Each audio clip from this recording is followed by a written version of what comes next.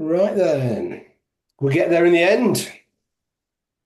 Right, so we're going to talk about training tonight, which is obviously we've just done lots and lots of on habits, mindset, and everything else. So tonight we're going to look into training and what you need to know, what the important things are, and also as you progress, things you need to look at to make sure you do progress. All right, the important things, because there's a lot of things out there that are, how can I say it, not exactly what you should be looking for, but they're popularized on social media. So, training progressions.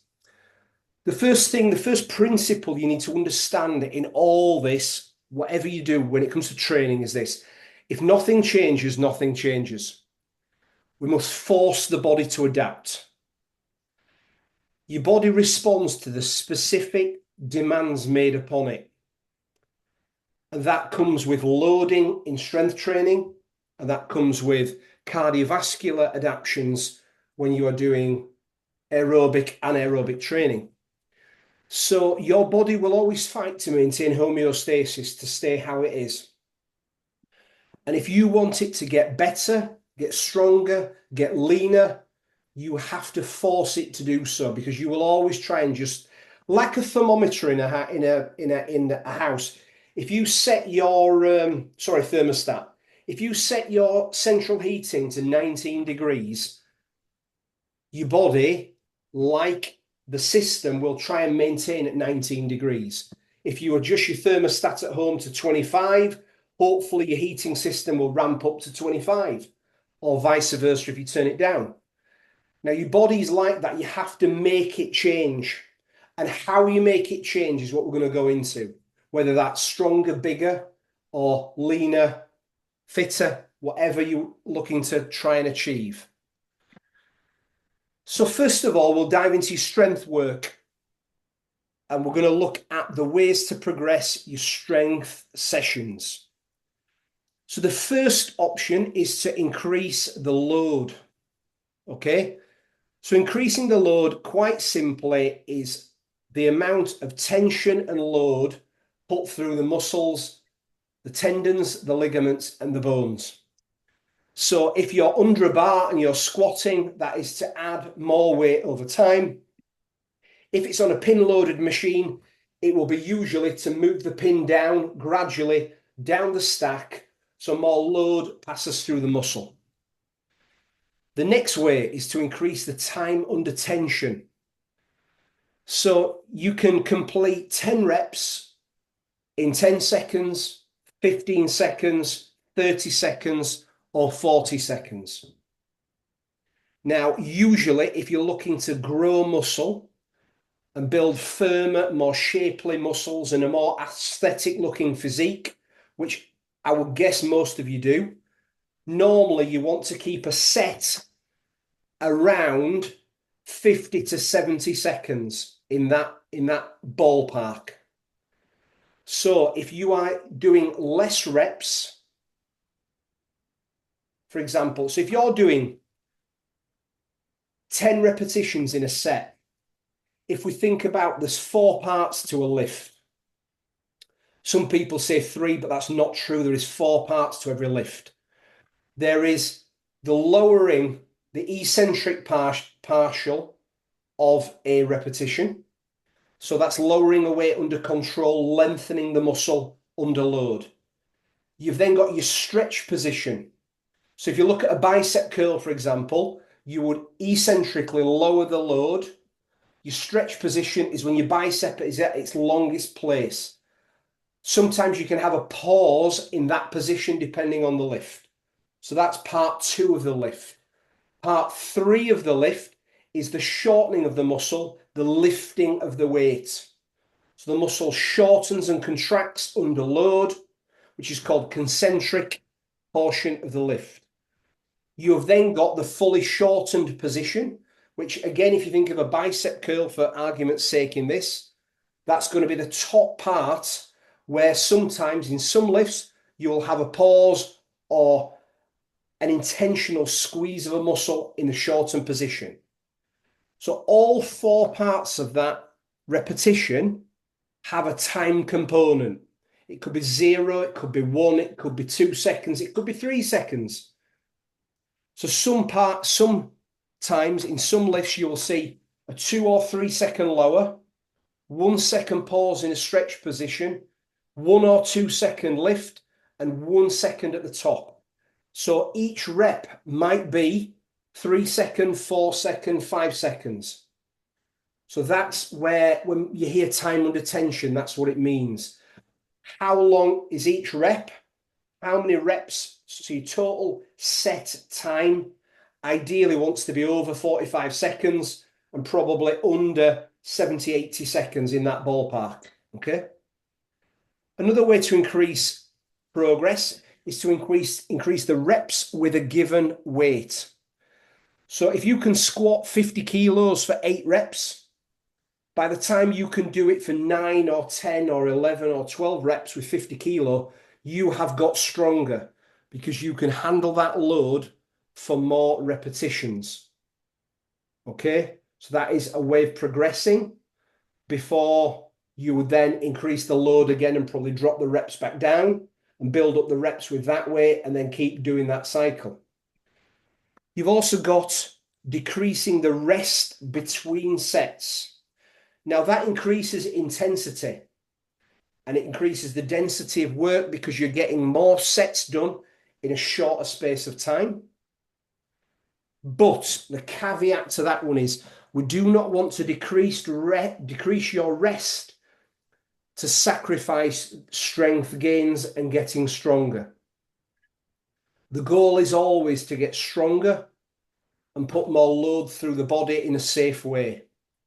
So if you're rushing through workouts and never getting stronger, decreasing rest might not be the right way to progress. The time I would use decreasing your rest between sets is if you are rushing on your work lunch, for example, or you've got a real finite time for a workout and you're in a rush. You might shorten your rest to increase the intensity. But that's the only time I would use that, if you are really short on time. Okay. Increasing volume. Now, this is usually the number of sets you'll complete in a workout. Okay. So you might add, for example, 4 sets of squats instead of 3. So you're doing more work. That's another way of progressing. But again, there's a caveat to that one. Your workouts shouldn't be over an hour, because if they are, you are making friends, you're not training. The intensity should be sufficient in your strength sessions, including warm-ups and any cool down. You should be finished within an hour. Once you start getting to an hour, testosterone and things like that start decreasing. And you are, like I said, you're making friends. You should get in, get serious, train, go and have a sauna. That will help your strength gains if you want to stay longer. Saunas, there's a lot of benefits to saunas after you finish training. Growth hormone, lots of reasons. Okay. So saunas, but training, hour or under, definitely. And the last one in there is adding pauses to your lifts. So you can add pauses at a midpoint in a repetition. So you can do pauses halfway down a squat for a second or two, which add tension into the lift. And an isometric component.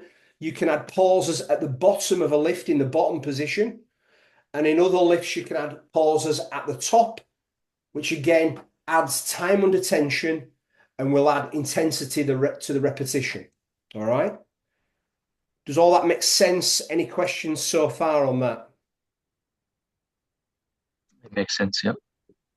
Yeah, makes sense.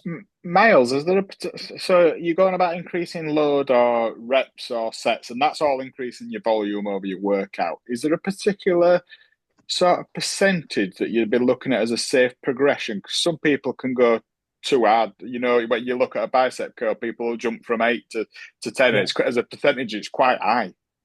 The next slide, mate, we're on that. You're one step ahead. Cool. Right, You're no one step problem. ahead. Thanks. So increasing load. So this is the bit where most people get it wrong. and they get it wrong two ways. You have people who don't progress the load and they stay doing the same load in a year's time.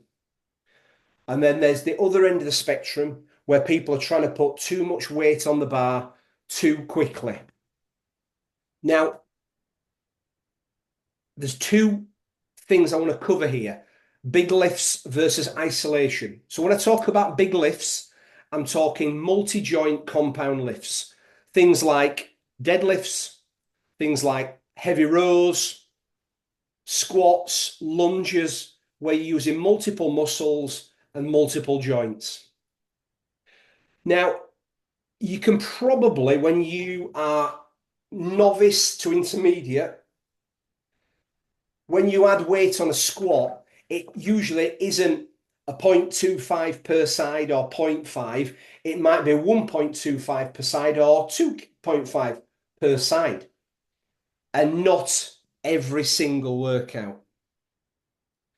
What I always like people to do is look at increasing, like the last slide, something in every workout. Now, that could be slowing a rep down. It could be adding a slight pause. It could be adding a repetition, or it could be adding load. But you don't want to add two things at the same time.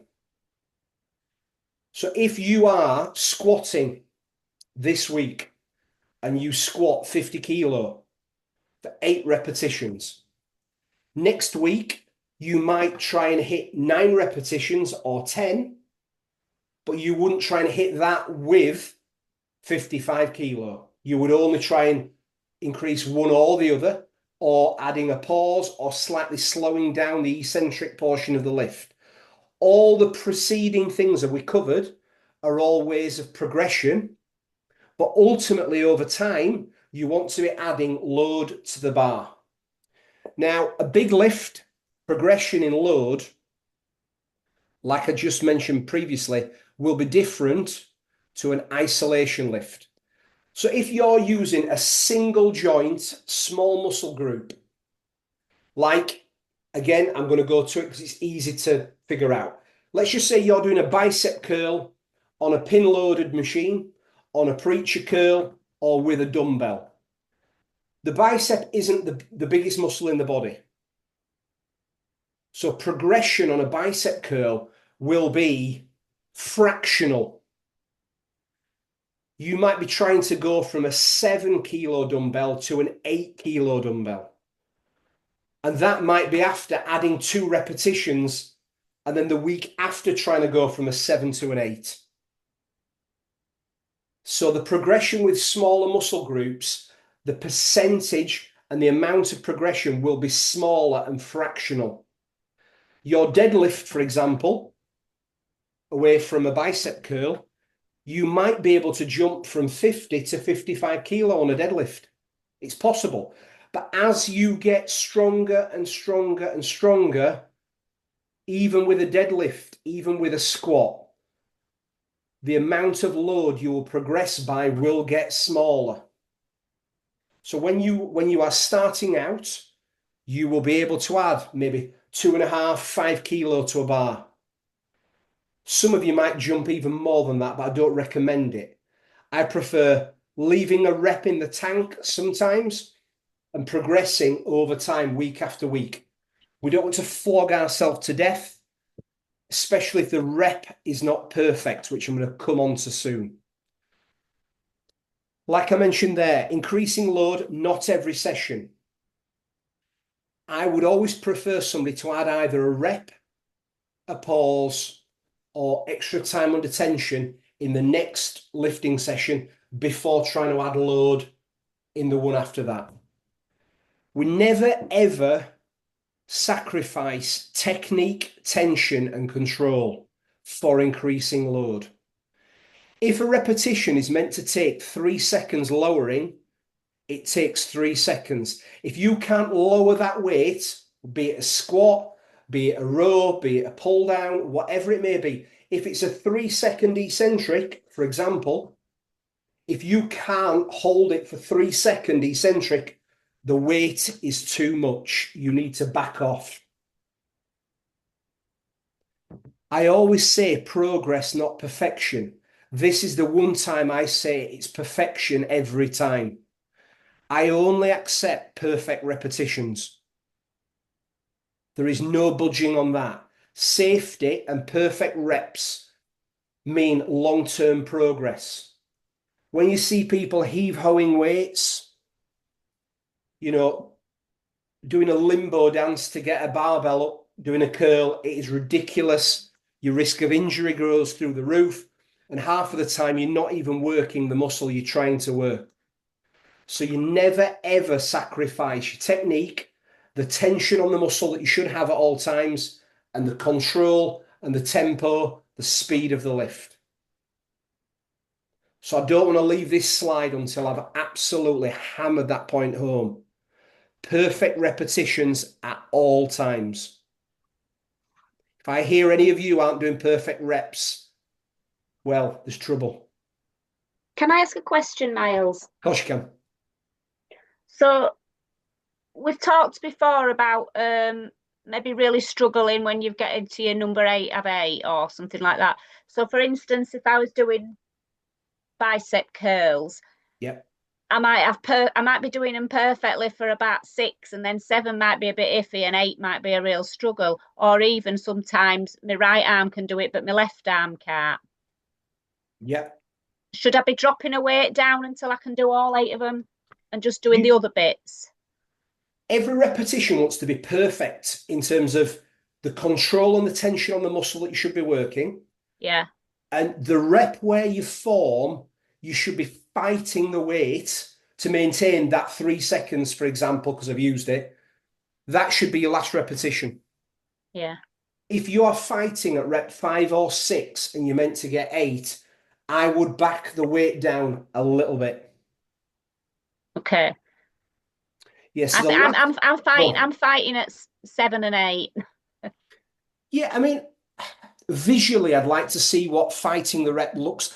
I might look at your reps and I might go, no, they're fine.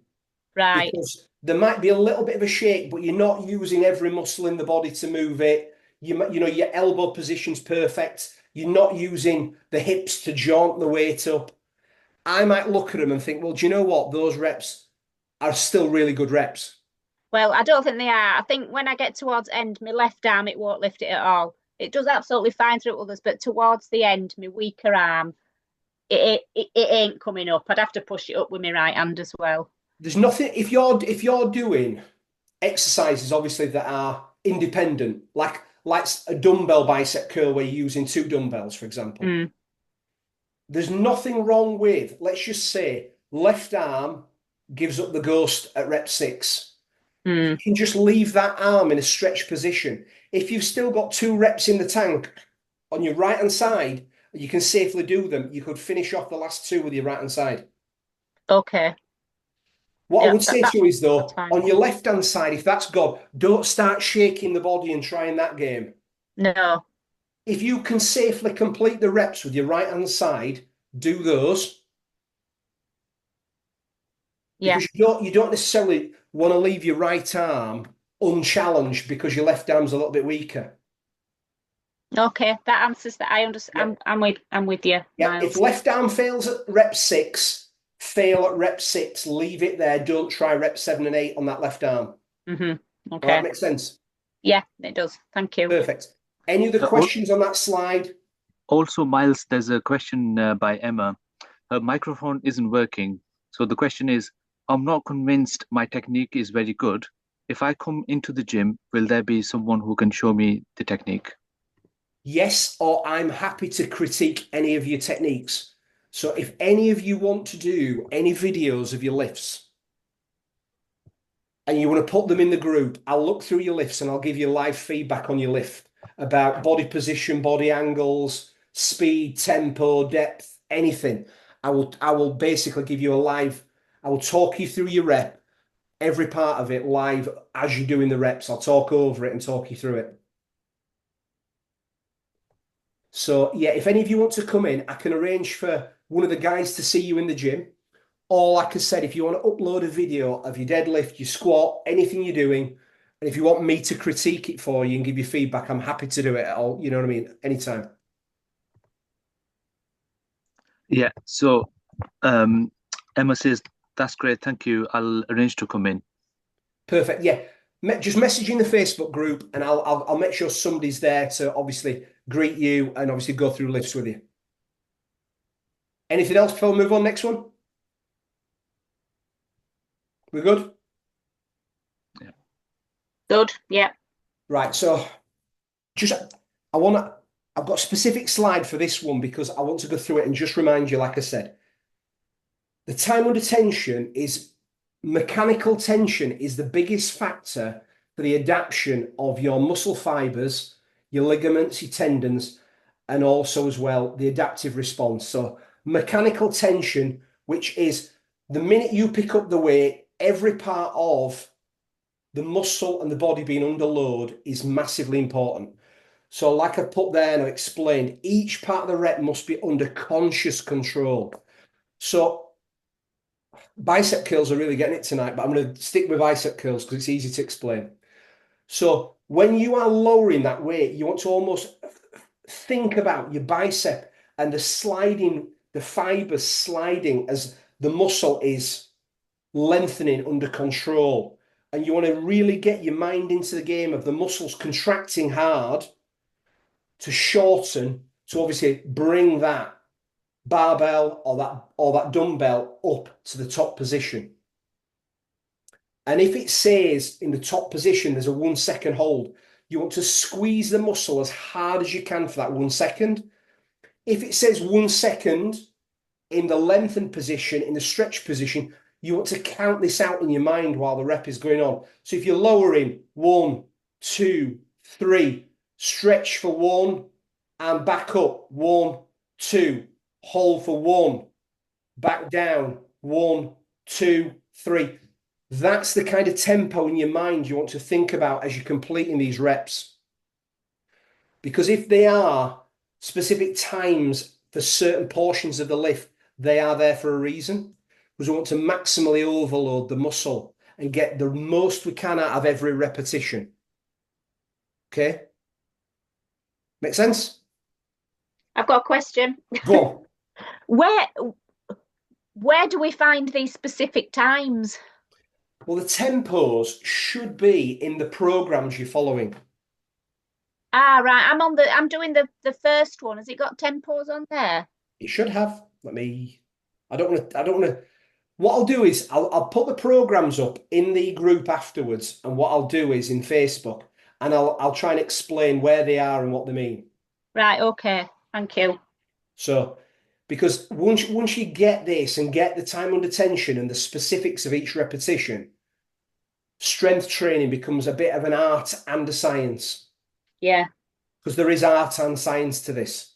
You know, completing reps as they should be completed. Because you can have two people following the same workout plan and one gets different results than the other person because one is completing the reps perfectly with the perfect load and the perfect timings. So the muscle, because you can play about with a bicep curl, just doing that, and your muscle hasn't really been kept maximally loaded at all points in the repetition and really stressed and kept under tension, which is what forces adaptation when we have the super compensation response, which is where you're causing micro tears in the muscle fibers, and through protein and recovery, they grow back thicker and stronger and able to handle more load.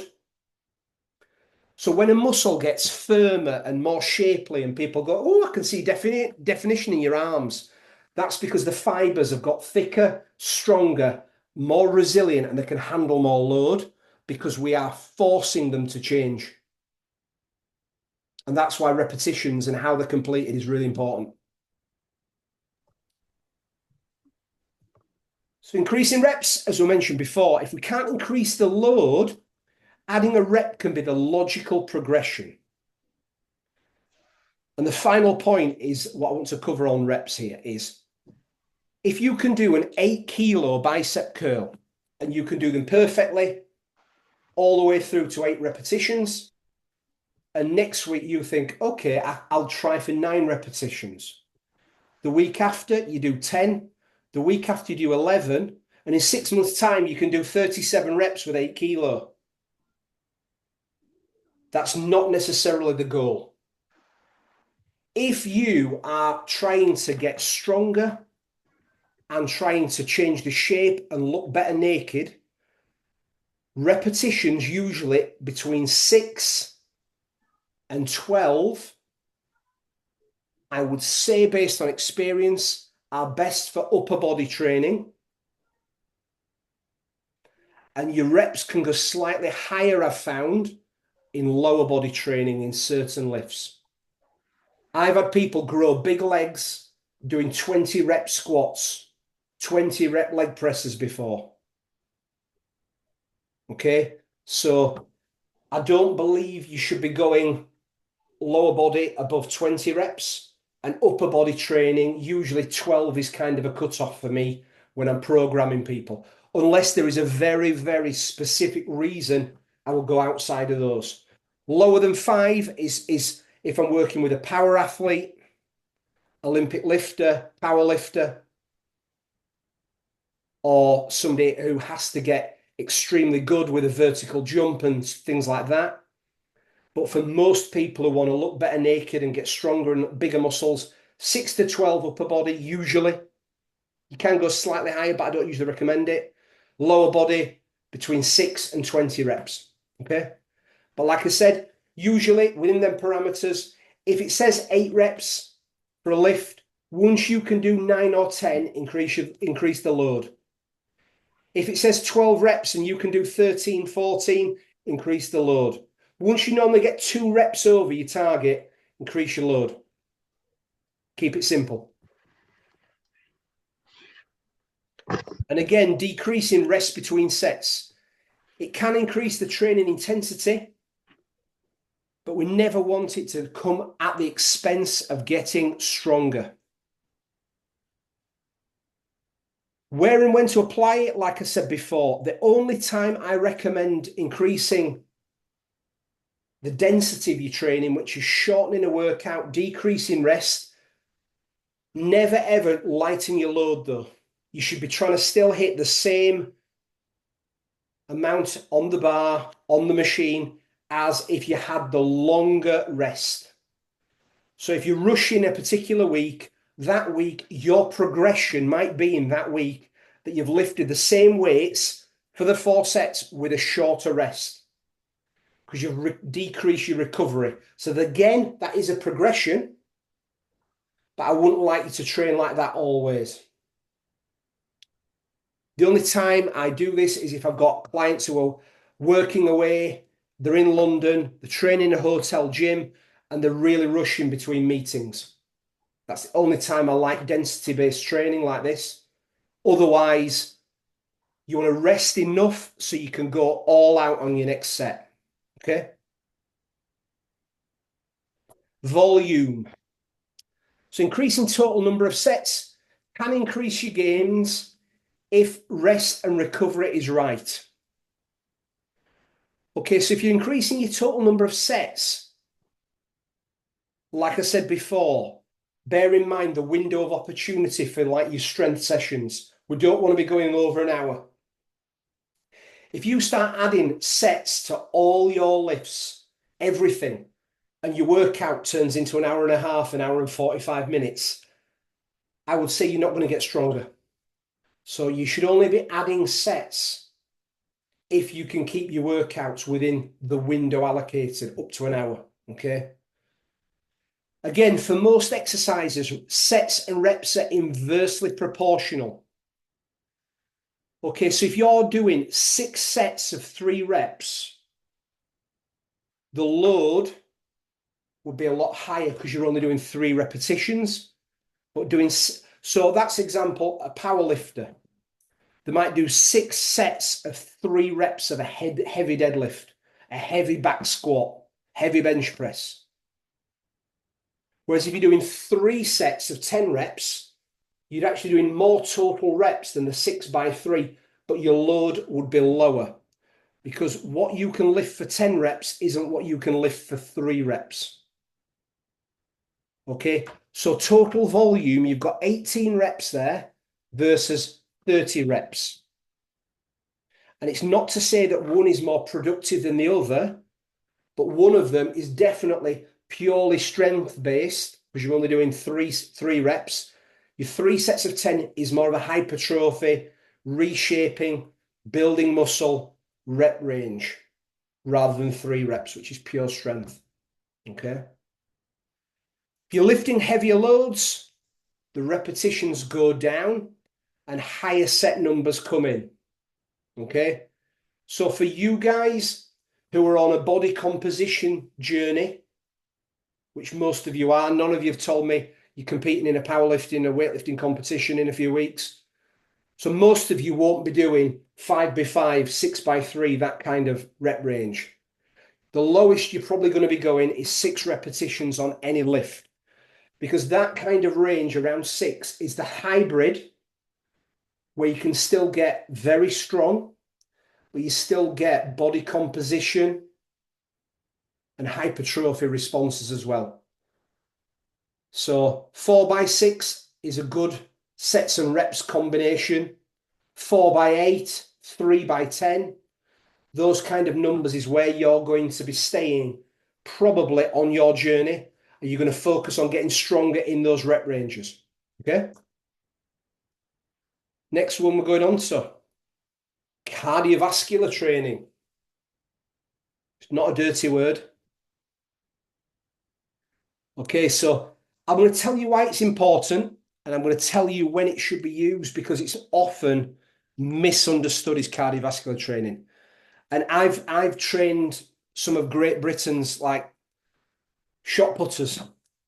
Yeah, I've trained elite level strength people, and I've worked under some of the world's best strength coaches. So getting people stronger, getting them phenomenally powerful is what I'm very good at. But I've also worked with a lot of athletes who they've had to be phenomenally fit as well. I've trained triathletes, marathon runners, and so I've worked with people at both ends of the spectrum. I know how to get you fit, and I know how to get you strong, and I know how to get you to be both. So that I've separated it down for simple illustration here into zone 2 work and into VO2 max HIT style training. So let's look at zone 2 work first of all. So zone 2 work is normally, to keep it simple, working at approximately 60 to 80% of your maximal heart rate for 30 minutes plus. So that kind of session is usually, as an example, it could be a steady bike session. It could be a pretty steep incline treadmill walk at a decent rate of knots.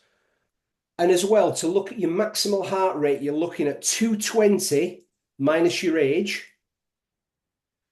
So if you're 40 years of age and you're lucky enough to be that young, maximal heart rate you would look at around 180 beats a minute. So then you would work at 60 to 80% of 180 beats a minute. Okay.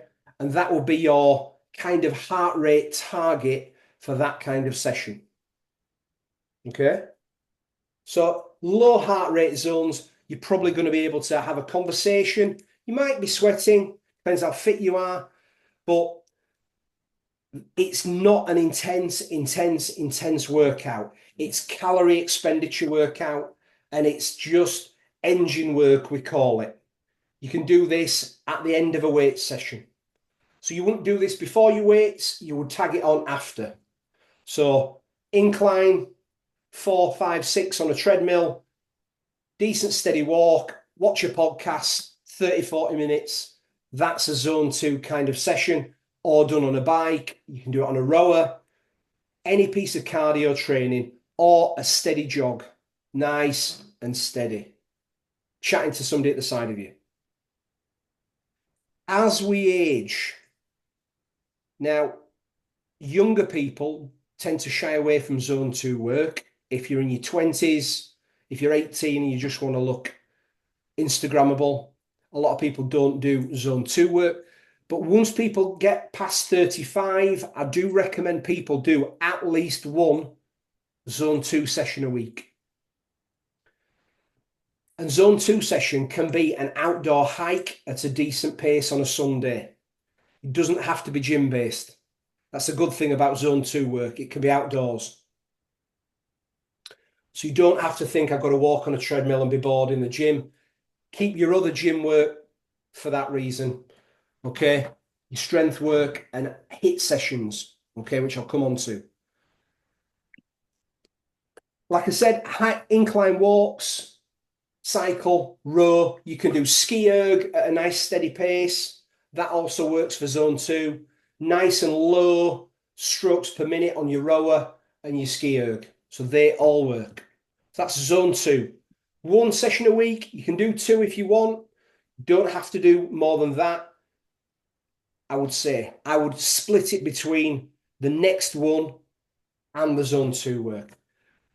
Where most people get HIIT sessions wrong is they don't understand what true HIIT work is. Now, HIIT work and VO2 max training, if you understand it, it is brutal. For it to be effective, there's 2 protocols I use. One is a max effort 10 to 20 second sprint protocol, and you would have at least 4 times the rest. So to give you a super simple idea of a proper HIIT session, if you got on a Concept 2 bike erg or the Watt bike at the gym, you will get the resistance up to maximum. You would pedal away like your life depends on it. Like there is no other effort in your system for 10 seconds. You would then feel lightheaded, sick, question your life, question your goals. You would have 40 to 50 seconds recovery, then you would do it again. And you would do that, for example, for like 6 to 8 sprints. You can do them on the sprint, on the curved treadmills, but unless you're used to it for safety, I don't recommend it for beginners. I think a bike is a very, very good way of doing this style of training. So you're going high resistance and max speed, whatever you can get at a high resistance. What you would do as well on this for your progression, let's just say you can go at 95 RPMs on a bike at level 15 or level 10, whatever, depends what bike you're using. You will be looking over time at increasing the resistance and or the RPMs. So you'd look at how much power you can produce and work within that 10 to 20 second sprint. So that's how you progress when you're doing those sprints. Reps and the resistance, okay? Because still, like weight training, when you're doing HIIT training, you want to look for progression over time. The next one is one I've used myself and I've used with clients. Very effective. Recently, it's been found to be the best form of training for cardiac development and increasing VO2 max. It's called a Norwegian 4x4 protocol. How this works is you do a 4-minute session, and this you could do on a ski erg, a rower, a treadmill, because you're not going at 100% max, because you can't obviously maintain that for 4 minutes. What you are trying to do is push this at 80 to 85% max and hang in there for 4 minutes. And a bit like when I talk about your sets with lifting, at the end of 4 minutes, you should not be able to go for another second or two. By 4 minutes, you should have to get off the rower, get off the bike, walk around, recovering, lay down if you need to for 3 minutes. You have a 3-minute recovery, then you go again for your next 4 minutes. And you will know if you've done this right because you will need the full 3 minutes to recover. And the goal is across the 4 4-minute blocks, you want to minimize the drop off in the quality of your work. So your fourth block wants to be as close to block one in terms of repetitions, strokes per minute. If you change damper setting or you reduce your strokes a minute, if you do this on a rower, for example, you want to be as close at the end to set one as you possibly can. Once you've done the 4x4 protocol once or twice, you have a very good score then, because you know what to aim for in your next workout, the one after that, the one after that. After doing this session once, you might never want to do it again. But I would say to you, stick at it, because you will increase your fitness dramatically if you stay at this for a period of time. Now, the 4x4 protocol, you can do this after your weight sessions, but you'll find it tough, especially if you've done like heavy squats and you're going on a bike. I would say to you, if you've done heavy squats, deadlifts, things like that in your weight session, if you're doing the 4x4 protocol, I would choose something like a ski erg. Because if your legs are toast, you're not going to be able to go on a bike and do that well. So depending what weights you've done before it, will depend what CV piece of apparatus I would choose. You might get away with rower or ski erg if your legs are shot to pieces from lifting. But you won't get away with a bike erg or a watt bike for 4 minutes times 4. So like I said, 4 minutes, 3 rest, 4 minutes, 3 rest. You're going to do 4 sets. HIIT work like that, I would do 1 to 2 sessions a week of it. If you do 1 to 2 sessions a week of quality, and I mean quality like I've just described, HIIT work, you will decrease your resting pulse, you'll increase your work capacity, and you'll decrease your blood pressure as well. So for long-term cardiovascular health, these sessions help a lot. Although you might have fear of God having a go at them, they do work. I've put here as well, aiming for a higher power output or RPM in your sprints. So depending on what you're doing, it will be strokes per minute on a rower or a ski erg. If you're using air bike, they're perfect for the 10-second sprints, as is a watt bike, as is a Concept 2 bike erg. So if you're doing the 10-second sprints, I would use air bike, I would use bike erg, or I'd use watt bike. If you're doing the 4x4, you can choose anything you want. Okay, totally your choice. But again, get to know your numbers, track them session to session, so you know about progression. Okay, next slide. Miles, just on that before you move on, if could you do a 4x4 after a 30-minute zone 2? You could do. Would you recommend it? What if you're doing a zone 2 workout, mate? What I would do is I would do the first HIIT thing first. So what I would do is I would do the 10-second sprints times 6 or 8, then do a 30-minute zone 2. Okay. The 4x4, I would do that standalone. I wouldn't do a zone 2 with it. Right. So if you're thinking of, I want to sort of tick both boxes, and I want to go in the gym on a Saturday or a Sunday, and I want to do a HIIT and a bit of zone 2 after it, I would jump on air bike, I would jump on watt bike, and I would do the all-out 10-second sprints, 40, 50-second recovery, 6 to 8 sets of that, have a walk around the gym, jump back on a different piece of cardio or the same, and then do your 30-minute nice and steady. So you can combine them in the same session. Yeah, I also had a question. Go on, mate.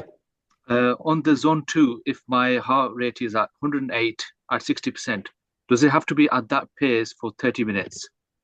So do I keep it at that level? Keep within the 60 to 80% mark. I think zone 2, because bear in mind, if you do a lot of cardio, you don't want it to impinge on getting stronger So I like when you're doing zone 2 to keep it nearer to the 60% than the 80%. I prefer high heart rate training when you're doing your HIIT stuff. So I would keep 60 to 70% when you're doing your zone 2. I wouldn't push it up to 80%. If you want to get your heart rate super high, save that for the 4x4 or the short sprints. Bear in mind as well, you're getting cardiovascular benefits from weightlifting as well. So when you're training with weights hard, your heart rate is still high. So you are still getting cardiovascular benefits by weight training. Absolutely, because my goal is to make the heart stronger and everything like this.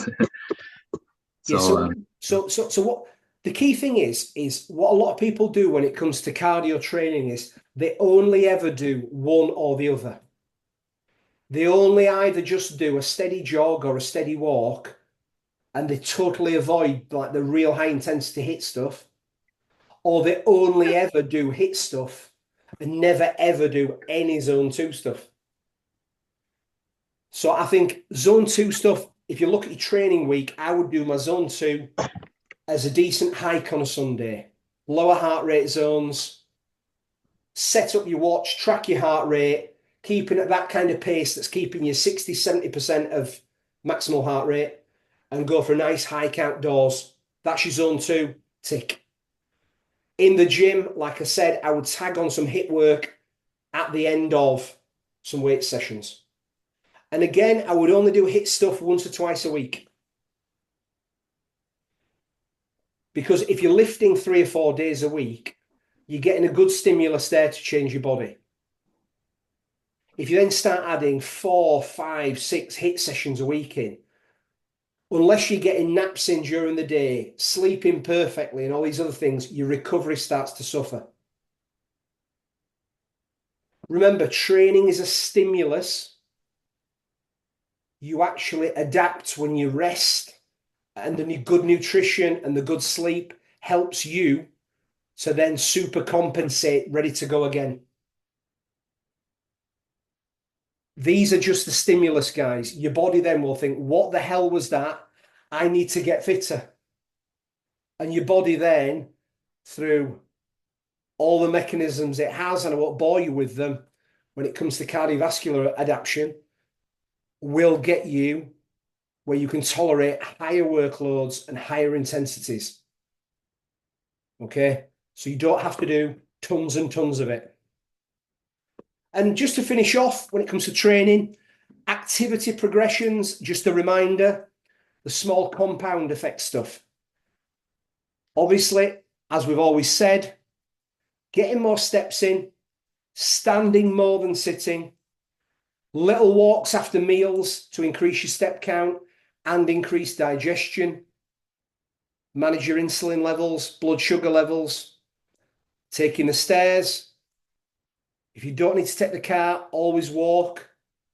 So I know we've talked about high intensity stuff tonight. We've talked about training adaptations and when strength training.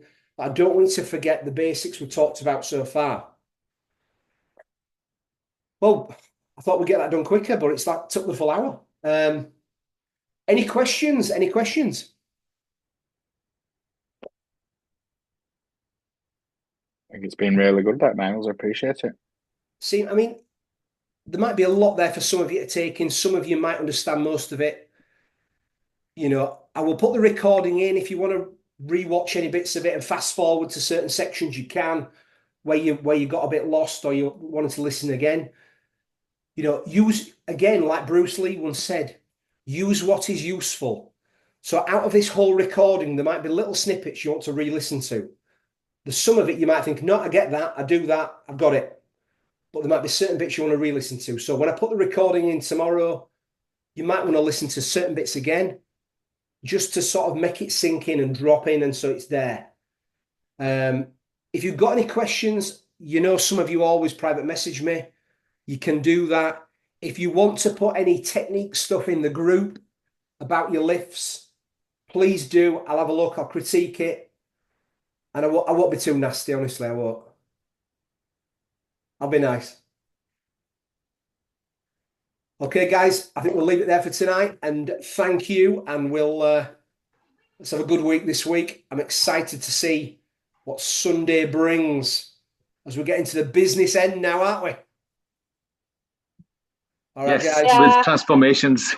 So look forward to the transformations in a few weeks' time. I'm looking forward to seeing it myself. Right, guys. See you later on. Thank you. Thanks so much. Thanks. See you later. Bye. Bye.